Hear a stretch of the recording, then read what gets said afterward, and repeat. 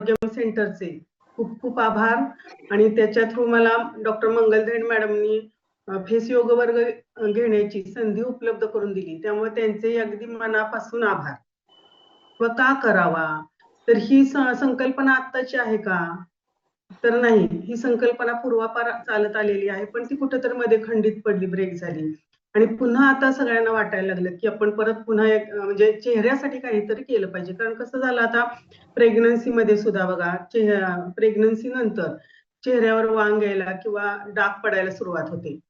तर आणखीन आता उशिरा असते शक्यतो, नाही का, म्हणजे मुली शिकतात, स्वतःच्या पायावर उभ्या राहतात.